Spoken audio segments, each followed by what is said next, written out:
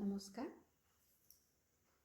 আজিৰ এই ভিডিঅ'টোৰ জৰিয়তে আপোনালোকে জানিবলৈ পাব যে আমি ইনাৰ ৱৰ্ক কেনেকৈ আৰম্ভ কৰিব পাৰোঁ। আজি আমি এইটো ভিডিঅ'ৰ জৰিয়তে আমি ইনাৰ ৱৰ্কৰ প্ৰথম 4টা ষ্টেপছৰ বিষয়ে আলোচনা কৰিম।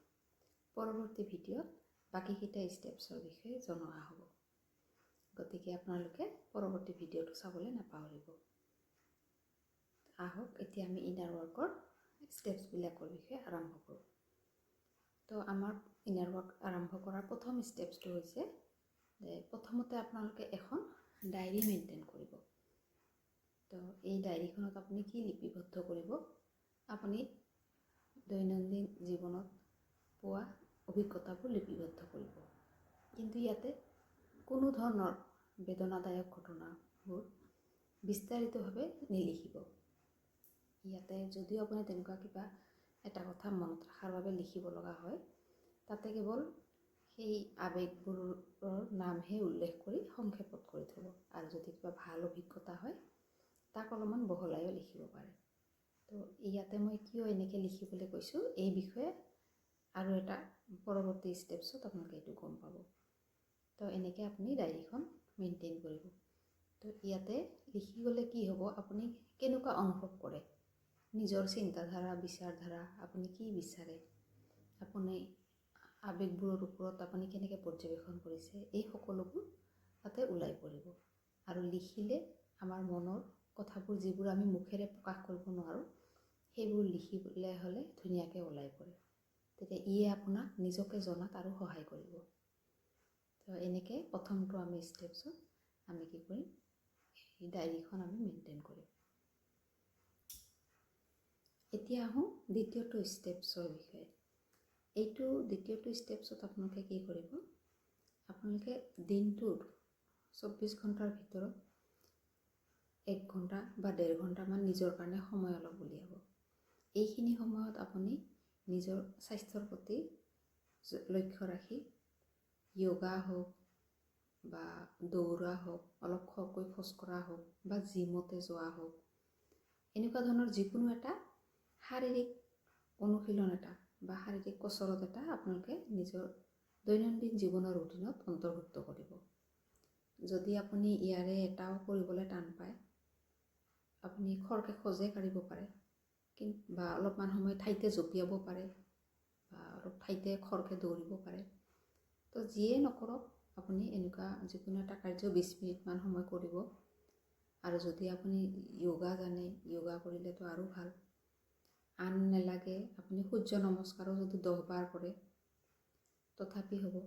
কিন্তু যিয়ে নকৰক আপুনি দিনটোত 20 মিনিটমান সময় এনেকুৱা এটা শাৰীৰিক কচৰতৰ অনুশীলন নিশ্চয় কৰিব, যাতে আপোনাৰ শৰীৰৰ পৰা ঘাম নিৰ্গত হয়, যাতে আপুনি ভাগৰুৱা অনুভৱ কৰে। দ্বিতীয়টো ষ্টেপছত এইটো কৰিব। এতিয়া আহোঁ তৃতীয়টো ষ্টেপছলৈ। তৃতীয়টো ষ্টেপছত আপোনালোকে দিনটোত 10 মিনিট বা 15 মিনিট সময় ব্ৰিডিং এক্সাৰচাইজৰ কাৰণে ৰাখিব। ব্ৰিডিং এক্সাৰচাইজত আপুনি কি কৰিব পাৰে, মুকলি ঠাইলৈ গৈ দীঘলকৈ 5-6 বাৰমান উশাহ ল'ব পাৰে, বা খুব লাহে লাহে উশাহ লৈও নিজকে পৰ্যবেক্ষণ কৰিব পাৰে। আৰু কপালভাতি 5 মিনিটমান আৰু অনুলোম বিলোম 5 মিনিটমানকৈ নিয়মীয়াকৈ আপোনালোকে ইয়াৰ অনুশীলন কৰিব। তো ব্ৰিডিং এক্সাৰচাইজক যেনেকেই নহওক আপোনালোকে আপোনালোকৰ দৈনন্দিন জীৱনৰ এটা প্ৰয়োজনীয় অংগ হিচাপে ইয়াক ব্যৱহাৰ কৰিব। চতুৰ্থটো ষ্টেপছ হৈছে মেডিটেশ্যন বা ধ্যানৰ অভ্যাস কৰা। আপুনি যদি বিগিনাৰ, আগতে যদি কেতিয়াও ধ্যান কৰা নাই, তেতিয়া আপুনি কি কৰিব পাৰে, নিজৰ উশাহ নিশাহক লক্ষ্য কৰি আপুনি 5 মিনিটমান সময় শান্ত ঠাইত বহি পেলাই নিজৰ উশাহ নিশাহৰ ওপৰত ফ'কাছ কৰি ধ্যান কৰিবলৈ যত্ন কৰিব পাৰে। নাইবা আপুনি চকু মুজি ধ্যানৰ অৱস্থাত বহি আপুনি 1ৰ পৰা 100লৈও গণিব পাৰে, বা 100ৰ পৰা 1লৈও গণিব পাৰে।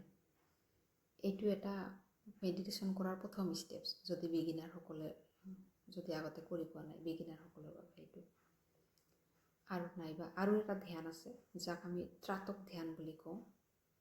এগছি প্ৰদীপ জ্বলাই, ঘি বা মিঠাতেলৰ চাকি এগছি জ্বলাই আপুনি নিজৰ চকুৰ সন্মুখত ৰাখিব আৰু ইয়াক নুমাই নোযোৱালৈকে একেথিৰে চাই থাকিব।